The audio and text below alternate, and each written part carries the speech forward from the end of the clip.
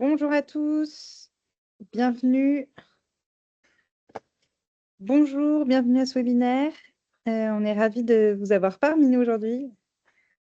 Vous êtes déjà bien nombreux, je vais vous autoriser vos micros. L'idée, c'est que je laisse Louise et Ferdinand faire la présentation et on prendra vos questions à la fin. N'hésitez pas à les poser dans le chat si vous en avez d'ici là. Eh bien, Louise, sans aucune transition, je te laisse la parole. Oui, merci Ondine. Bonjour à tous, j'espère que vous m'entendez bien. Est-ce que vous pouvez me confirmer que vous voyez mon écran, le PDF? Oui, C'est bon. on le voit. Ok, merci beaucoup. Oui, donc bonjour à tous, Louise Guillet du programme Société numérique de l'ANCT. Donc on est ensemble pour 1 heure jusqu'à 15 heures. Donc l'idée de cette heure, c'est d'avoir un vrai temps d'échange ensemble avec l'équipe du dispositif conseiller numérique. Donc, pour rappel, cette équipe, c'est une équipe qui a 3 têtes. Il y a l'ANCT, l'Agence nationale de la cohésion des territoires, donc qui pilote et qui finance ce dispositif conseiller numérique. Il y a aussi la MELNUM et la Banque des territoires qui travaillent avec nous sur l'outillage, la formation, l'animation et aussi tous les aspects administratifs qui sont liés au dispositif conseiller numérique. Donc, côté NCT, on a décidé d'organiser ce webinaire en réaction à toutes les évolutions que connaissent, que connaissent le dispositif conseil numérique et aussi la politique publique d'inclusion numérique du fait des contraintes budgétaires de cette année, de 2026, mais aussi des années précédentes. Donc, on a jugé important de vous proposer un temps pour vous permettre de nous poser directement toutes vos questions qui sont relatives à ces évolutions et qui vous concernent directement. Donc pour information, il y a un premier webinaire qui a été proposé le mois dernier aux structures employeuses, aux coordinateurs de conseil numérique et aux hubs territoriaux pour un numérique inclusif sur cette thématique pour aussi répondre à leurs questions. Mais aujourd'hui, c'est vraiment un webinaire qui s'adresse uniquement aux conseillers numériques et aussi aux coordinateurs qui ont souhaité venir. Voilà, donc côté organisation, c'est l'ANCT qui a la manœuvre du webinaire, mais et qui va introduire tout ce temps. Mais comme je disais, la BDT et la Banque des territoires et la MENUM pourront aussi répondre aux questions qui les concernent. Et donc sur l'ordre du jour, on vous propose d'abord d'avoir un temps descendant assez rapide d'une vingtaine de minutes pardon, pour revenir sur les actualités et aussi sur l'outillage qui est mis à votre disposition. Et puis ensuite, on pourra vraiment échanger pendant le temps restant, pendant une quarantaine de minutes. Donc, n'hésitez pas à poser vos questions dans le chat pendant les interventions et aussi à lever la main si vous souhaitez prendre la parole. Voilà, j'ai été assez rapide. Je vais laisser Ferdinand Roturo de l'ANCT également prendre la parole. Et avant, je précise que le support et le replay de ce temps vous seront partagés. Merci beaucoup, Louise. Bonjour à toutes et à tous. Ferdinand Roturo du programme Société numérique de l'ANCT. Donc, je suis chef de projet, responsable notamment du dispositif conseiller numérique. Je suis ravi d'être avec vous aujourd'hui. L'idée, c'est qu'on fasse un petit point d'actualité sur ce qui nous concerne, ce qui concerne le dispositif dans un contexte qui est clairement difficile pour tout le monde. Donc voilà, l'idée c'est qu'on puisse s'en parler et que nous, on puisse communiquer avec vous sur ce qu'on sait et ce qu'on ne sait pas. Pour commencer, déjà c'est une surprise pour personne que le budget est en baisse très fortement cette année sur le dispositif conseiller numérique et plus généralement sur le financement, enfin le budget que l'État alloue à l'inclusion numérique. Donc voilà, c'est le résultat de choix politiques qui ont été entérinés à l'Assemblée lors du vote du dernier budget. Par rapport à cette évolution, nous, on est en train de s'adapter. La première chose que je veux vous dire, c'est que c'est pas parce que le budget est en baisse que le budget disparaît. Il nous reste encore 14 millions d'euros cette année pour faire vivre la médiation numérique, ce qui est pas beaucoup, mais ce qui est mieux que rien. Et je voudrais aussi réaffirmer l'engagement de l'État sur la poursuite de la politique d'inclusion numérique et aussi son engagement à essayer de trouver des nouveaux modes de soutien de l'inclusion numérique. le mandat qu'on continue, nous, administration ANCT, d'avoir de la part du politique, c'est de continuer à soutenir le métier de médiation numérique comme métier distinct de la médiation administrative et de soutenir la profession de foi de la médiation numérique qui a été reconnue par les associations d'élus l'an dernier et qui redit bien cette complémentarité et cette différence entre la médiation numérique et la médiation administrative. Donc en tout cas, ce n'est pas parce qu'il y a une baisse des financements dans le budget de l'État qu'il y a une baisse de volonté sur le fond de la politique qu'on est chargé de porter. Donc ça, c'est le premier point. Peut-être si on peut passer à la slide suivante. Merci beaucoup. Ce qu'on va essayer de faire dans ce contexte qui est encore une fois compliqué pour tous, c'est de capitaliser au maximum sur ce qu'on a fait ensemble et ça se concrétise de plusieurs façons. La première chose, c'est que l'État poursuit son soutien à la formation des médiateurs numériques.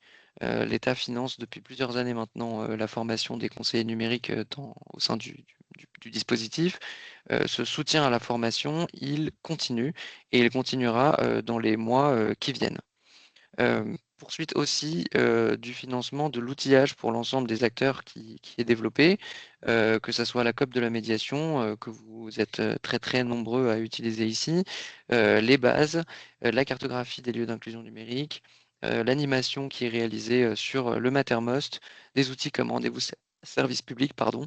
Tout ça continuera à être soutenu et financé par l'État. Je précise aussi que cette baisse de financement nous permet de ne dénoncer aucune convention de conseiller numérique et que donc effectivement, on aurait tous, je pense ici, souhaité faire plus que ça et les renouveler et les pérenniser et aller plus loin, mais aucune convention ne sera dénoncée de façon anticipée et donc les engagements financiers qu'ont pris l'État sur le financement des postes de conseillers numériques seront tenus. On continuera également à s'engager sur l'animation de l'écosystème de la médiation numérique et on pourra y revenir après, mais cette animation est donc faite notamment par la Mednum, que je remercie, et il s'agira donc de l'étendre à tout l'écosystème de la médiation numérique et de plus seulement donc se concentrer sur le dispositif conseil numérique et des médiateurs qui sont labellisés dans le cadre de ce dispositif. Redire également que, comme l'a précisé Louise en introduction, on est trois entités qui sont à la manœuvre sur ce dispositif, la NTT, la Banque des Territoires et la Mednum, qui travaillent main dans la main pour continuer à le faire vivre malgré la baisse de financement, et qu'on va continuer de travailler en complémentarité pour vous apporter le maximum voilà, de réponses, de visions sur ce qui va se passer et que du coup, les choses puissent se passer le plus fluidement possible. Et le dernier élément que je veux vous dire, c'est qu'on a été mandaté aussi par le politique pour réfléchir à la pérennisation des financements de la médiation numérique. Alors ça fait longtemps qu'on en parle, c'est un sujet qu'on a déjà évoqué, on a déjà eu l'occasion de mettre à votre disposition et surtout à la disposition de vos employeurs, hein, parce que c'est évidemment eux qui sont concernés au premier chef, un guide de financement pour essayer de trouver des financements complémentaires. Sachez qu'on continue ces consultations et ces réflexions, notamment autour de l'idée de fonds national pour la médiation numérique, et que donc on n'est pas du tout, on est très loin de ne rien faire face à la baisse de ces financements. Donc voilà, mon message est simple, c'est pas parce que le budget diminue qu'il disparaît, la volonté de l'État reste intacte. Nous, en tant qu'administration et à notre place, on essaie de faire ce qu'on peut pour faire le mieux possible avec le budget qu'on nous attribue. Et en tout cas, on réfléchit activement aussi à la suite et à la pérennisation d'un financement, donc forcément plus partagé entre les différentes parties prenantes de l'écosystème. Voilà ce que je voulais vous dire rapidement en introduction.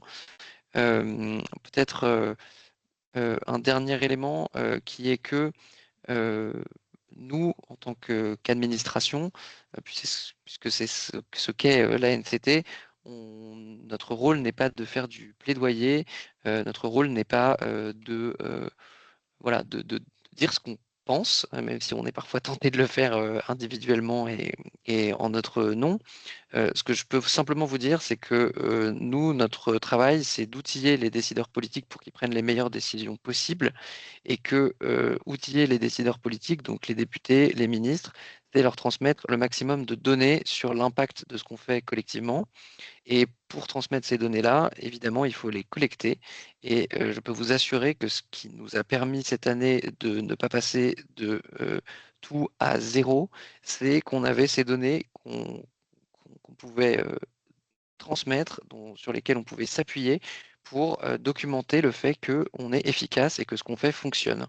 Et donc le message que je voudrais vous faire passer aujourd'hui, c'est permettez-nous de continuer à alimenter ce plaidoyer en remplissant vos comptes rendus d'activité, parce qu'on se construit de cette façon-là le meilleur outil de plaidoyer possible pour défendre notre budget sur l'exercice suivant, puisque évidemment les discussions budgétaires pour le budget 2027 ont déjà commencé et je peux vous dire qu'elles sont déjà très rudes.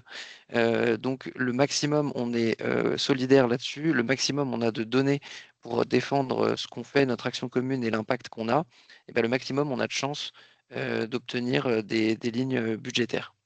Donc voilà, ce rôle, il est fondamental.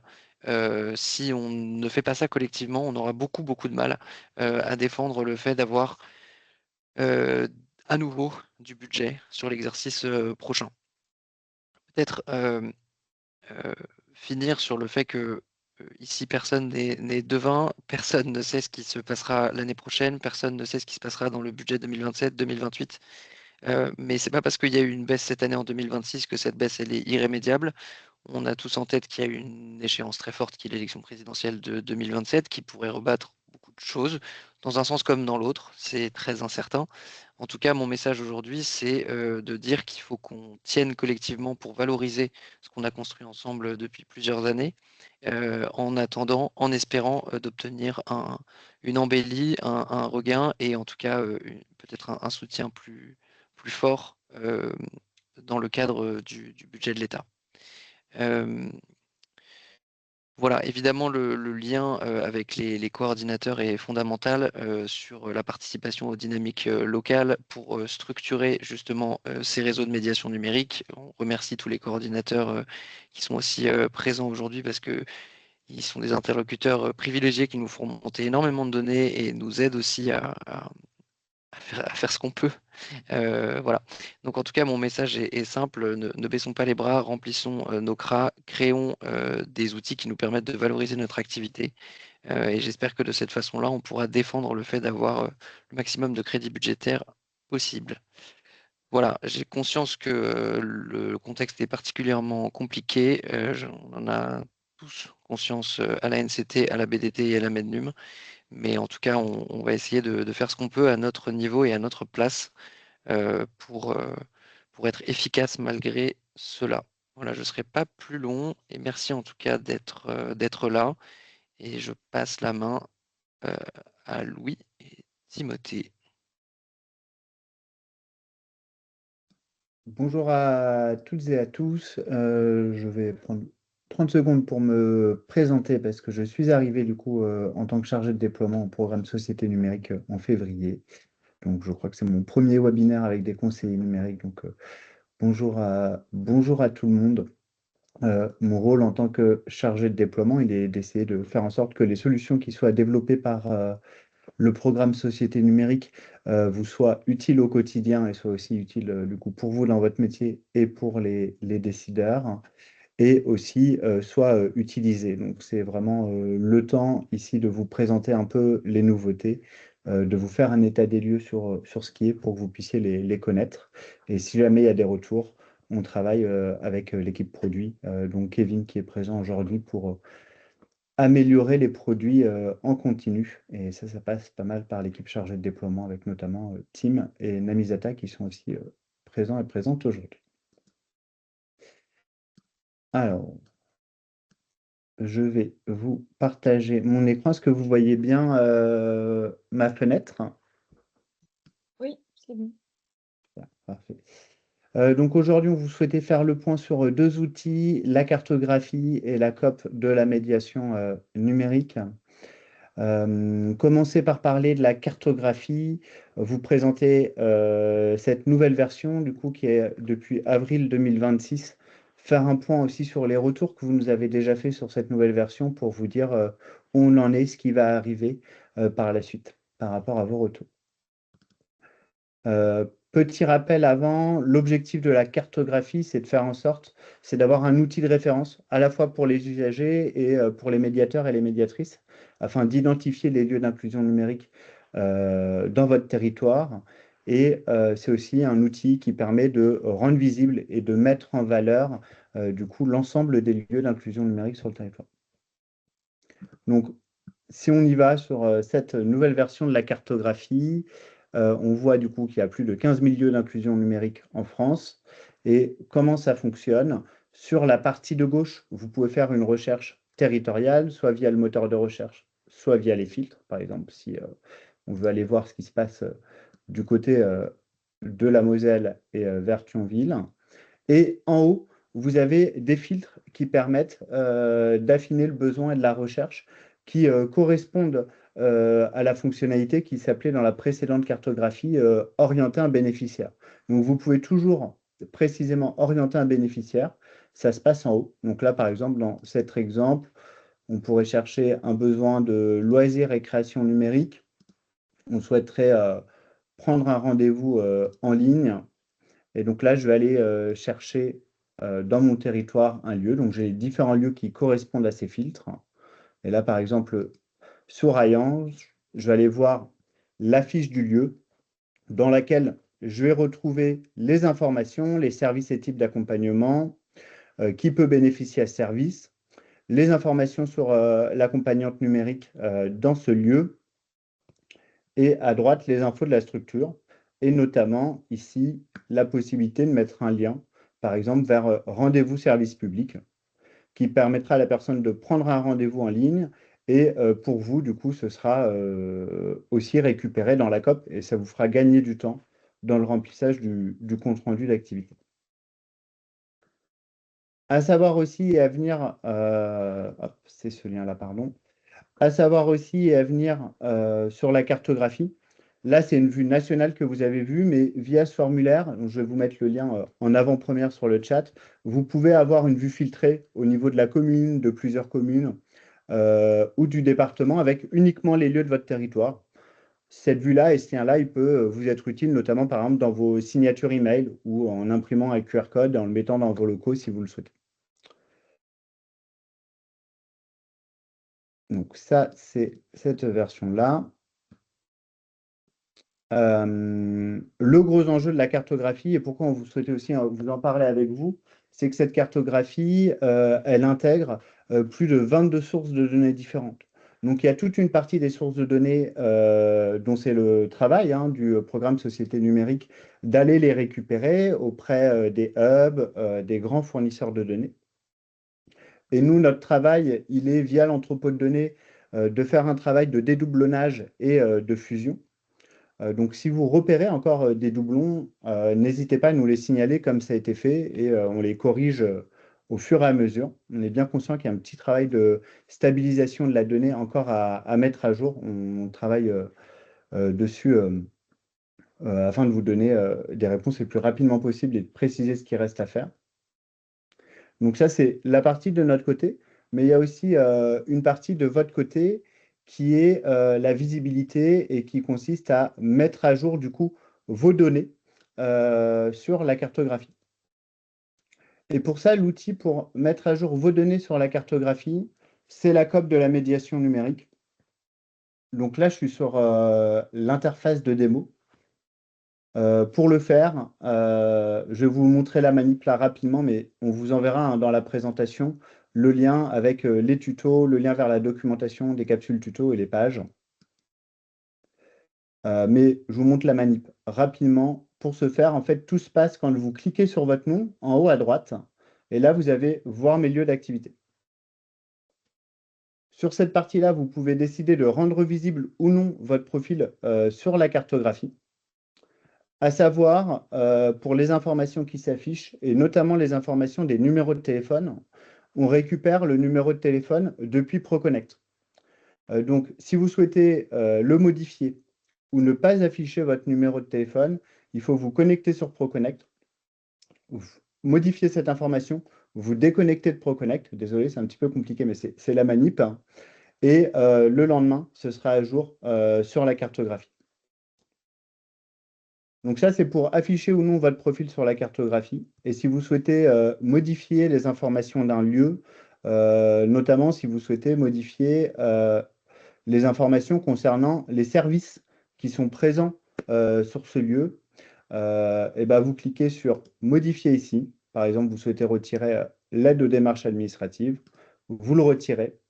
Vous cliquez sur Enregistrer. Et le lendemain, sur la cartographie, les informations seront à jour. Donc voilà le petit message que je voulais vous passer sur la cartographie. On vous enverra du coup la présentation avec l'ensemble des tutos que je vous ai présentés.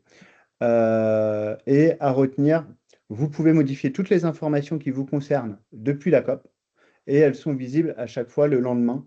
On fait les mises à jour tous les soirs. Et je vais laisser la parole à Tim pour faire un point sur la COP de la médiation numérique. Tout à fait, merci. Du coup, je veux bien que tu continues de partager les slides. Ce sera plus simple, de toute façon, ça va être assez bref, puisqu'on va juste revenir sur un petit point qui est en lien avec la cartographie, au-delà de notre petit laïus, voilà que la COP s'est construit avec vous, conseiller numérique, mais aussi médiateur, puisque l'outil se destine à tous les professionnels de la médiation numérique. Et aujourd'hui, plus que jamais, le suivi des accompagnements et la valorisation de vos activités se fait via la coop.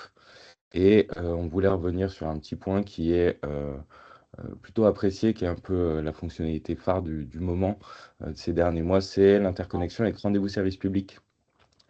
Puisque comme Louis l'a précisé, vous avez la possibilité de mettre en place des liens vers des outils de prise de rendez-vous qui peuvent vous faciliter la vie. Et si jamais vous êtes encore utilisateur de rendez-vous numérique, vous pouvez engager une transition vers rendez-vous service public.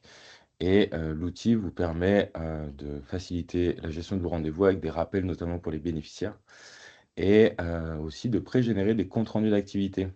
Donc ça évite la double saisie, des oublis. On a déjà un certain nombre d'utilisateurs, on va être bientôt 500, bientôt 30 000 rendez-vous synchronisés. Donc n'hésitez pas, si jamais vous souhaitez y passer, vous avez des questions, n'hésitez pas à nous contacter. Voilà, on peut vous renseigner. Et aussi, si jamais on fait un peu de promo pour des situations de déblocage, démonstration, vous n'êtes pas forcément concerné, mais en tout cas un peu de déblocage, on a toujours des webinaires. On en a un jeudi à 14h, donc n'hésitez pas si vous souhaitez, et on est toujours contactable via notre adresse de support, qu'on va vous remettre dans le chat si jamais. Et voilà, je rends l'antenne, à moins qu'on réponde déjà à quelques questions, mais je pense que on va Merci passer. beaucoup et merci à tous ceux qui ont posé des questions dans le chat. Déjà, juste un point sur les outils, pourquoi on vous les repartage. C'est aussi parce que ces outils-là, comme disait Ferdinand au début, ils nous aident, si vous les remplissez bien, à faire du plaidoyer et à en parler aux élus, à faire en sorte qu'on ait plus de financement pour le dispositif. Donc c'est important aussi d'en parler. Sur les questions, on a eu des questions sur la formation et notamment le CCP2. Est-ce qu'il est toujours possible de se former? Et peut-être que Alexis ou Dieudonné, je ne sais pas si vous êtes là. Oui, bonjour à tous, est-ce que vous m'entendez? Oui.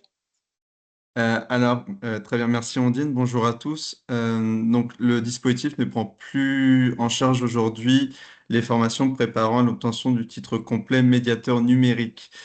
Si jamais vous êtes intéressé, je vous partage le site sur France Compétences, donc le lien où vous pourrez trouver l'ensemble des organismes de formation agréés qui pourront vous faire passer la formation permettant d'obtenir le titre complet. Hop, il est dans le chat.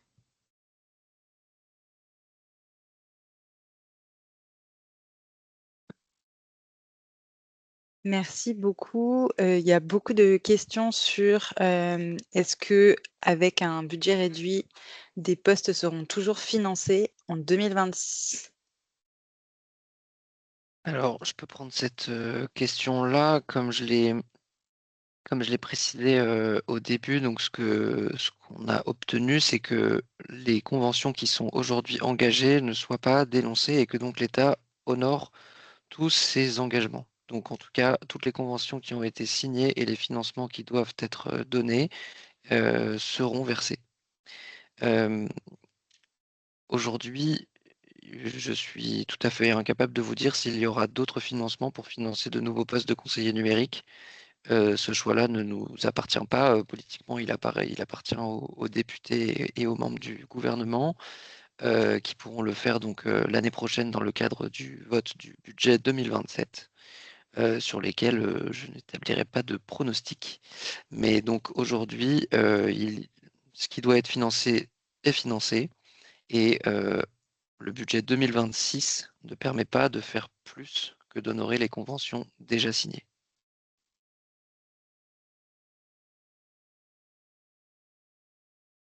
Merci beaucoup. Une question sur le guide des financements. On va vous le mettre dans le chat tout de suite. Tchuc, tchuc, tchuc. Il y a une question sur on nous demande de plus en plus, avec de moins en moins de financement, notamment vis-à-vis de nos usagers. Oui, donc sur les questions, j'en vois aussi. Donc au-delà de nouveaux postes, est-ce qu'on pourra renouveler des postes? Donc je répète, aujourd'hui, on ne peut pas avoir de nouveaux postes et on ne peut pas renouveler d'autres postes. Ce que nous permet de faire le budget 2026, c'est de payer les conventions signées actuellement. Sur le fait qu'on nous en demande de plus en plus avec de moins en moins, à titre personnel, je ne peux que être d'accord avec vous. Après, la place de la NCT en tant qu'administration, c'est pas de porter ce discours-là. Nous, notre job, comme je vous l'ai dit, c'est de récolter auprès de vous la donnée, de pour le coup construire des éléments qui démontrent l'impact de ce qu'on fait collectivement et de votre impact et de votre activité, ce qu'on fait du mieux possible, et de transmettre ces éléments-là pour que le maximum d'acteurs puissent en saisir et faire du plaidoyer. Et c'est déjà ce qui s'est passé dans le budget 2026. Je sais que le budget 2026 est très très décevant, mais mais, mais il aurait pu être bien pire, vraiment, si on n'avait pas eu ces chiffres et si on n'avait pas eu ce plaidoyer d'acteurs, et si vous n'aviez pas rempli de CRA et si on n'avait pas pu témoigner de l'impact qu'on a, ça aurait pu être zéro. Donc voilà, c'est difficile de voir le verre à moitié plein en ce moment, mais je vous assure que ça aurait pu être vraiment pire.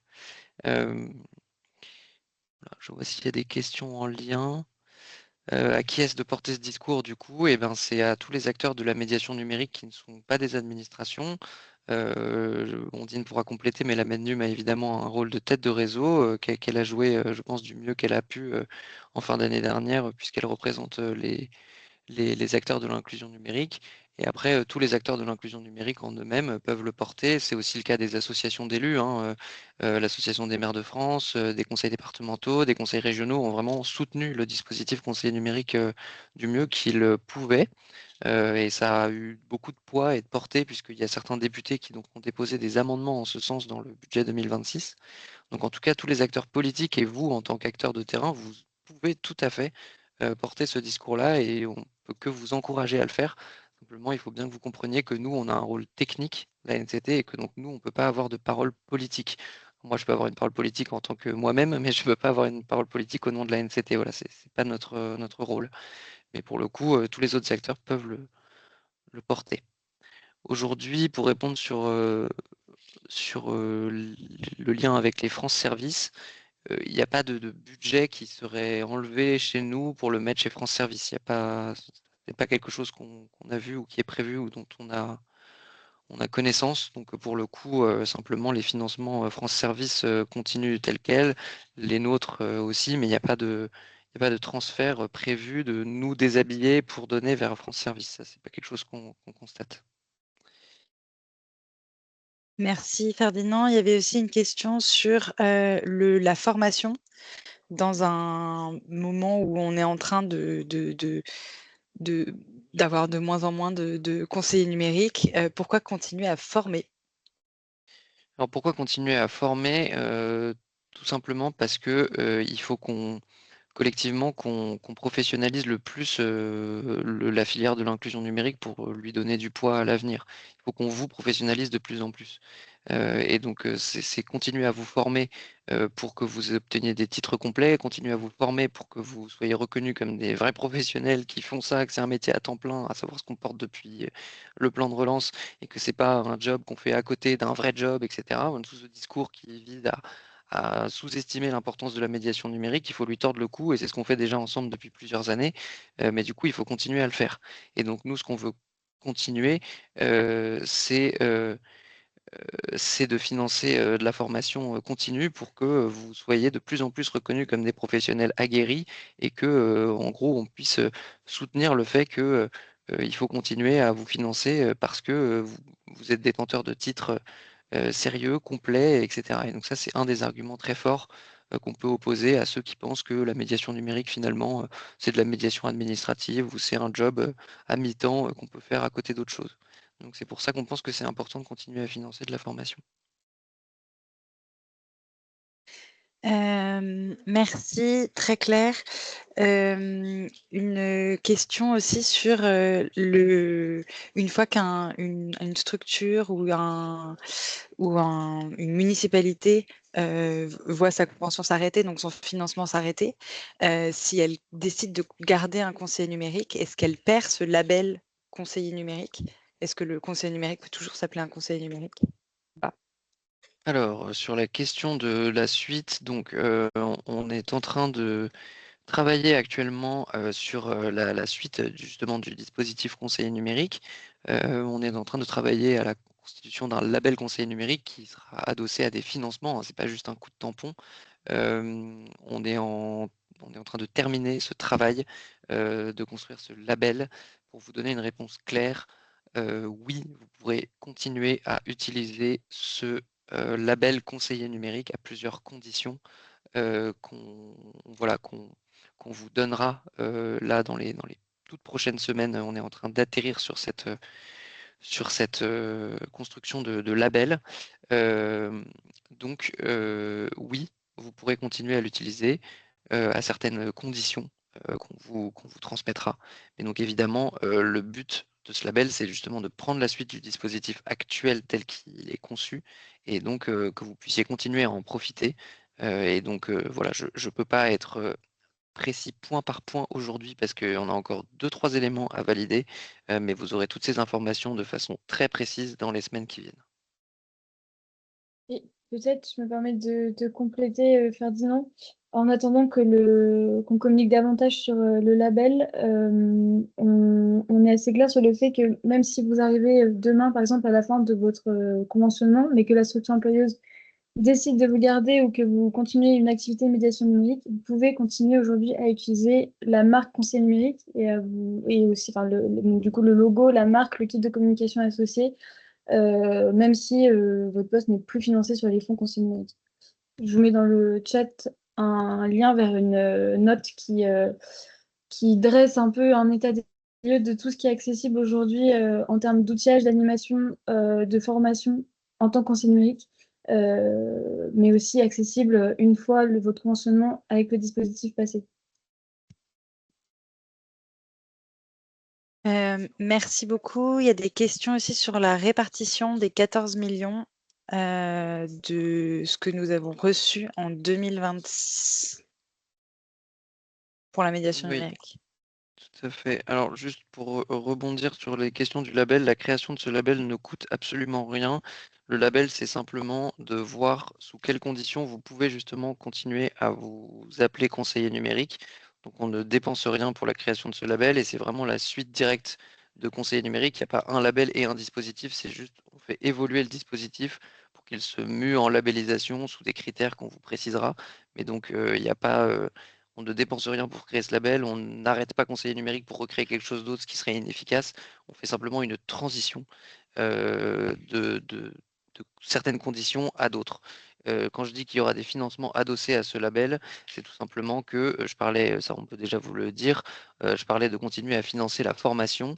Le financement de cette formation pourra se faire dans le cadre de ce label. Donc quand vous êtes labellisé, ça vous donnera par exemple le droit d'avoir accès à des financements de formation. Voilà ce que je voulais dire par là. Sur l'utilisation des 14 millions d'euros de budget, le choix politique qui a été fait par le cabinet est d'en flécher 11 millions sur la sauvegarde des postes de conseillers numériques. Donc c'est de loin la plus grosse partie, hein, voilà, donc pour continuer, c'est ce que je disais tout à l'heure, à honorer les engagements de l'État, donc ça coûte 11 millions sur les 14. Et sur les 3 millions qui restent, bah, ça se répartit très simplement entre le financement de la formation, le financement de l'animation et de l'administration du dispositif conseiller numérique et le financement de l'outillage.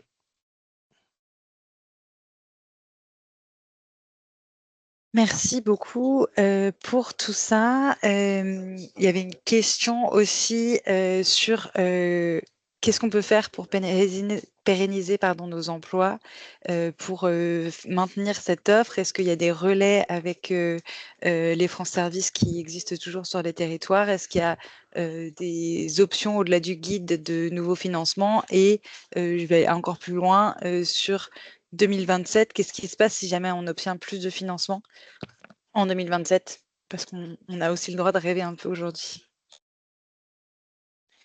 Bien sûr qu'on a le droit de rêver. On verra bien ce qu'on obtient en 2027. En tout cas, si on obtient plus de financement en 2027, il y aura de larges consultations qui seront menées, parce que c'est toujours comme ça qu'on a fonctionné à la NCT avec l'écosystème de l'inclusion numérique pour voir justement ce qui est le plus efficace. Valider que justement il faut continuer à financer des postes massivement ou pas, etc. Donc ça, je ne répondrai pas maintenant parce que on a toujours fonctionné par la concertation et on continuera à le faire.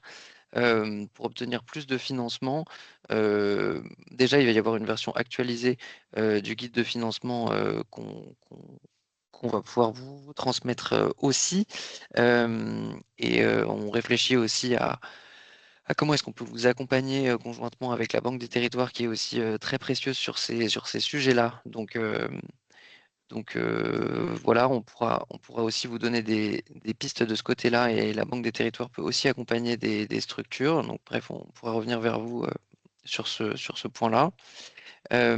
Et après, ça c'est nous ce qu'on essaye de faire à l'échelle nationale. Après, à l'échelle locale, il y a sûrement des relais de financement à trouver qui sont propres à chaque département, propres à chaque territoire, notamment pour se, mieux se rapprocher des acteurs France Service, notamment comme ça a pu être proposé par exemple. Donc ça pour le coup c'est de l'innovation locale qui est tout à fait la bienvenue. Mais nous, notre job c'est de penser des solutions qui sont applicables au niveau national. Après elles sont complétées justement par les relais de financement que vous pouvez trouver à l'échelle locale.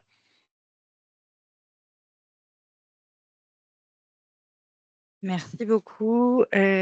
Sur l'outillage, il y avait des questions sur la coop. Est-ce que un accès peut être fait sans une adresse professionnelle, mais avec une adresse personnelle? Et une deuxième, est-ce que c'est au coordinateur de mettre à jour, ça c'est plutôt côté cartographie, mais est-ce que c'est au cordeau de mettre à jour la cartographie ou est-ce que les conseils numériques peuvent aussi le faire? Yes, deuxième question qui était la question de polémique, si je ne me trompe pas, auquel j'ai répondu effectivement, tout le monde peut mettre à jour les données de la cartographie, en tout cas via la coop. Donc depuis l'annuaire qui a été mis en ligne, vous avez la possibilité d'éditer les informations des lieux, de choisir s'ils sont encore référencés sur la cartographie ou non, et du coup de modifier les services, les informations qui seront affichées sur la cartographie.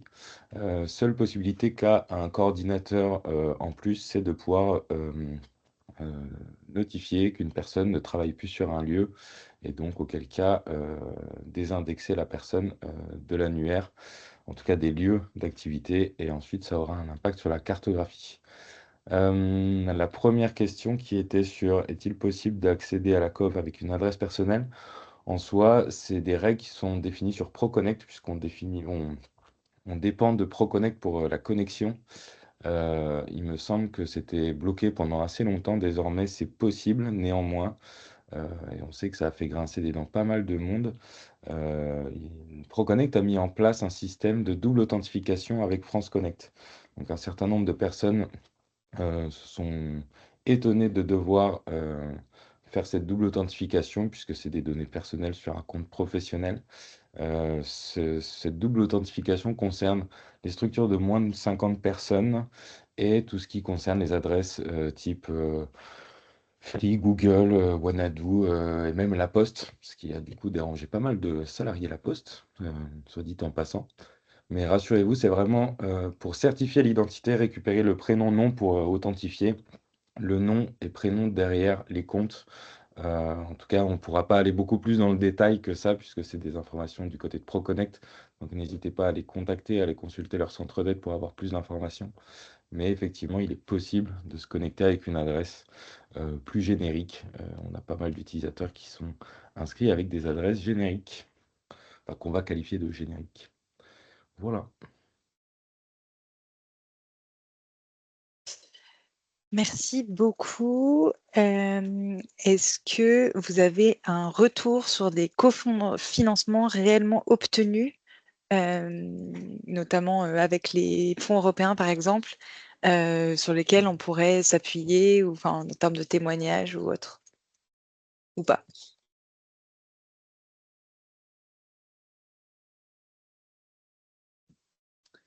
Je peux prendre la réponse à ce sujet. Je pense que c'est effectivement utile, comme l'a fait, il me semble que c'était Lionel.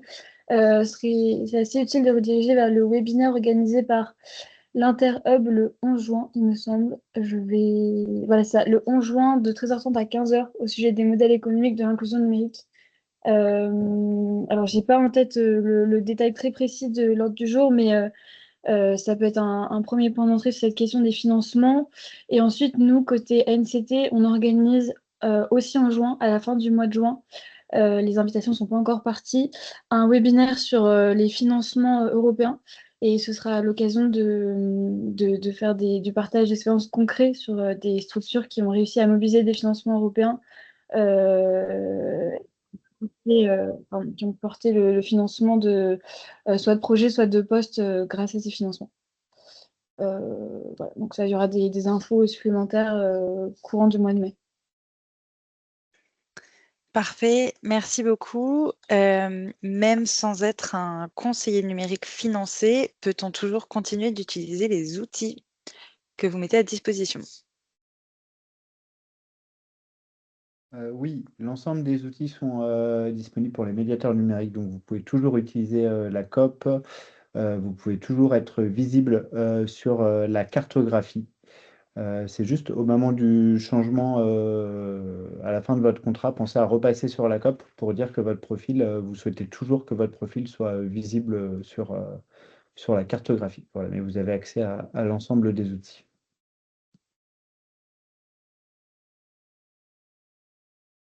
Merci beaucoup. Est-ce qu'une collaboration avec les le dispositif France Service est d'actualité?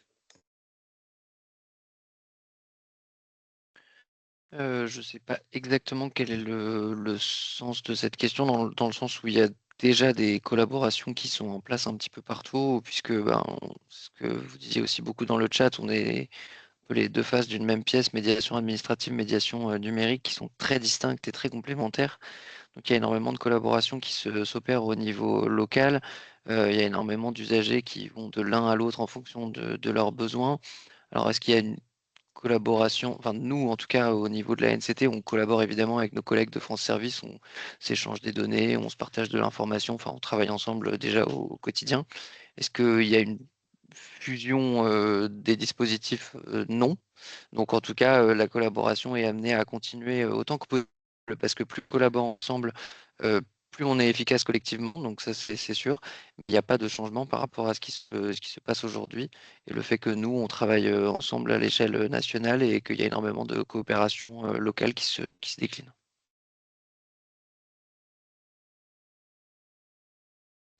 Merci. Peut-il être envisagé d'avoir dans notre association une offre de services payante à destination des usagers? Euh, alors pour le la question de la gratuité de l'offre de service, c'est une question centrale. Je le voyais dans le chat. Effectivement, la grande force des dispositifs financés par l'État, c'est que ça permet évidemment d'avoir une offre gratuite. Nous, ce qu'on prône en tant qu'ANCT, c'est que ça soit gratuit pour le bénéficiaire final, c'est-à-dire que on peut faire payer des structures intermédiaires, des entreprises, des employeurs qui peuvent venir financer de la formation pour des gens qu'ils représentent ou pour qu'ils payent.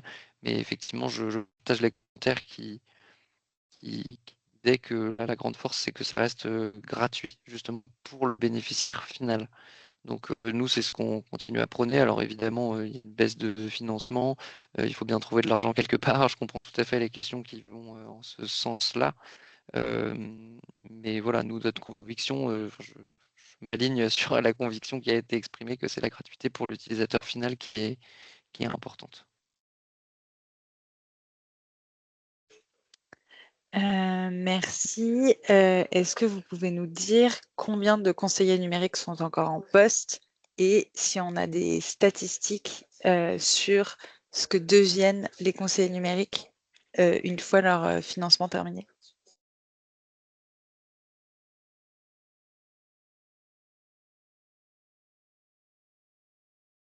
Je n'ai pas le chiffre exact sous les yeux, mais on va le chercher pour vous le donner.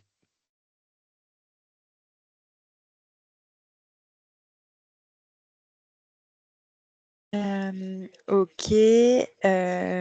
Peut-on supprimer de la cartographie un lieu qui ne fait plus d'inclusion numérique faute de médiateur? Oui, vous pouvez supprimer de la cartographie un lieu qui fait plus l'inclusion numérique s'il n'y a plus de médiateur. Pour ça, c'est soit au rôle du coordinateur numérique, soit vous, si vous avez l'information et vous le savez. Je vous remontre la manip qui est très simple et rapide à faire. Une fois que vous allez du coup dans la COP de la médiation numérique, vous allez dans mon réseau, les lieux d'inclusion numérique. Là, vous avez l'annuaire des lieux. Et quand vous cliquez sur un lieu, ici, vous pouvez activer ou désactiver en fait la visibilité d'un lieu sur la cartographie. Et donc, en désactivant la visibilité du lieu, ce lieu n'apparaîtra plus sur la cartographie. On vous remettra les liens aussi de la documentation qui explique tout ça.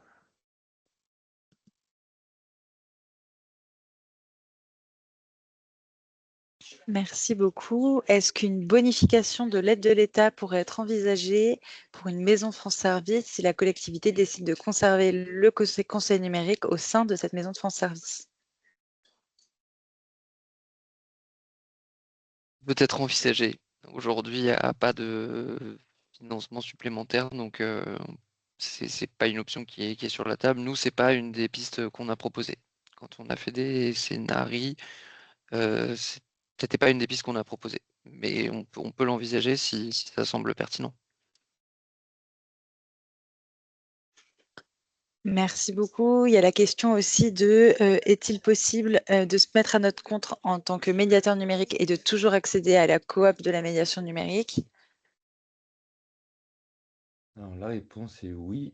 Je précise seulement que si jamais pour l'outil rendez-vous service public, par contre, ce n'est pas possible en tant qu'auto-entrepreneur. Mais, pardon, je perds la voix. Mais pour la coop, il n'y a aucun souci. Pour les bases non plus.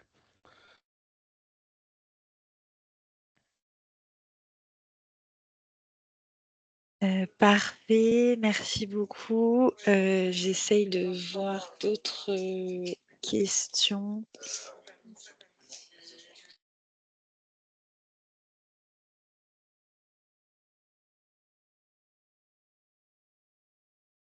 Il y a une question aussi sur le titre anciennement REMN. Est-ce qu'il y a besoin de faire l'équivalence pour s'appeler aujourd'hui médiateur numérique? Alors, si on parle d'équivalence, il y a bien une équivalence entre les CCP1 de l'ancien et du nouveau titre. C'est-à-dire l'avoir obtenu sur l'ancien, vous permet de passer le CCP2 sur le nouveau et ainsi obtenir le titre complet. Donc en ce sens, il y a une équivalence entre les deux titres.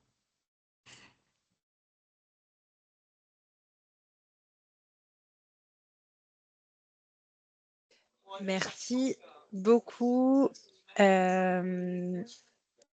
Alors, oui, en effet, il y a une personne qui lève la main. Tchouk, tchouk, tchouk. Je ne sais pas si vous pouvez poser vos questions.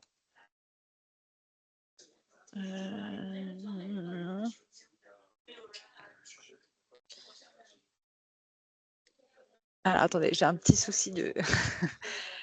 hop, voilà. Normalement, c'est bon. Vous pourriez poser votre question en direct, Corinne, si vous aviez levé la main. C'est toujours d'actualité.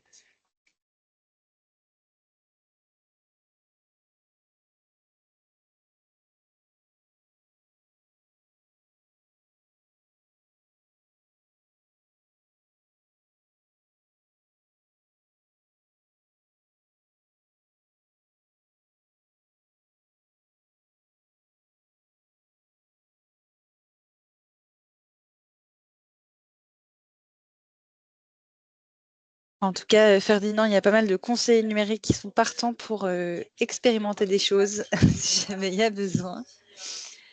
Et des questions aussi sur le CCP1, comment le repasser, vers qui se tourner pour pouvoir faire la formation. Alors, si vous avez déjà suivi le CCP1 sous son ancienne forme, donc relative à l'ancien titre, le dispositif ne prendra pas en charge le passage d'un nouveau parcours. En revanche, si vous ne l'avez pas passé sur l'ancien titre, je vous invite à vous inscrire sur le site de votre organisme de formation, la Fabrique en Hexagone ou Franciligne en Outre-mer, pour débuter votre parcours de formation initial CCP, qui mène à l'obtention du CCP1. Pour les CCPE, comme je le disais tout à l'heure, donc aujourd'hui, le dispositif n'est plus en mesure de prendre en charge les parcours de formation permettant de l'obtenir. Vous pouvez, si vous le souhaitez, contacter les organismes de formation qui préparaient l'obtention des CCP2 et 3 de l'ancien REMN, notamment Estia, je l'ai vu dans le chat, qui propose aujourd'hui des formations, mais sans prise en charge par le dispositif, permettant d'obtenir le titre complet. Et je vous repartage le lien France Compétences. Si vous allez tout en bas de la page, vous avez l'ensemble des organismes agréés qui préparent à l'obtention du CCP2. Il est dans le chat. Parfait, merci. Une question aussi sur toujours sur la formation. Est-il possible de devenir médiateur numérique via VAE? Ouais, alors la VAE est effectivement possible. J'ai relativement peu d'informations sur ce sujet. J'ai pas envie de dire de bêtises. Je pense qu'il y a des choses qui sont indiquées encore une fois sur le lien que je vous ai partagé sur le site France Compétences pour connaître les modalités d'obtention du titre par VAE. Ok, merci. Une question sur numérique en commun. Est-ce qu'il aura lieu cette année? Si oui, est-ce que vous avez des informations sur le sujet? Oui, et pas encore d'informations, mais vous les aurez bientôt. Trop bien, merci. Et Yves, je vois que vous levez la main. Peut-être qu'on peut vous laisser poser votre question rapidement, si c'est possible.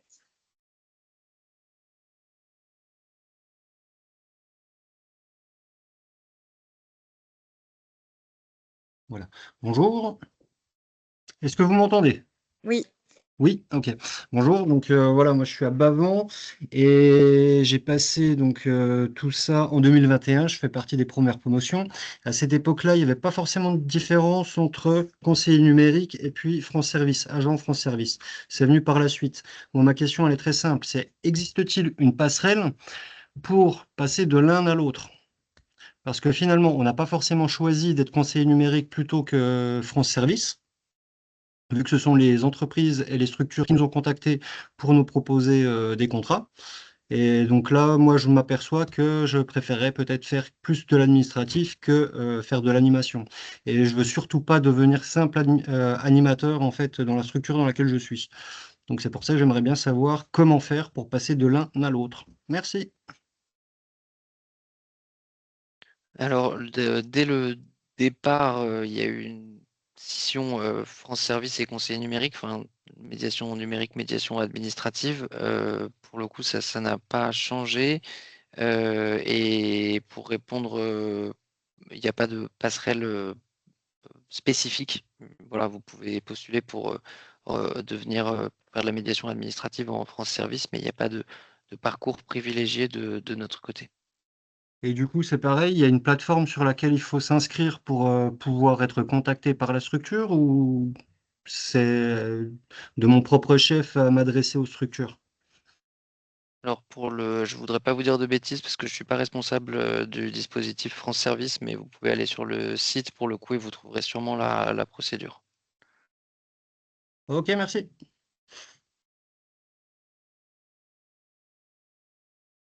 Merci beaucoup à tous et à toutes. On va arrêter le webinaire. Peut-être Ferdinand, Louise, vous laissez le mot de la fin. Voilà. Avant de se quitter. Merci beaucoup d'avoir été là. J'espère que ça a pu vous aider. On est tout à fait conscient de la grande difficulté dans laquelle on se trouve, mais moi, ça ne m'empêche pas d'être optimiste. En tout cas, continuons à jouer collectif, à faire remonter de la donnée, à justifier qu'on est efficace, qu'on fait bien notre boulot, chacun à notre place. Et voilà, espérons qu'on aura des bonnes nouvelles par la suite. En tout cas, merci à vous pour ce que vous faites et on essaye de le valoriser autant que possible, je vous promets. Merci beaucoup. Merci, très bonne fin de journée à tous. Au revoir.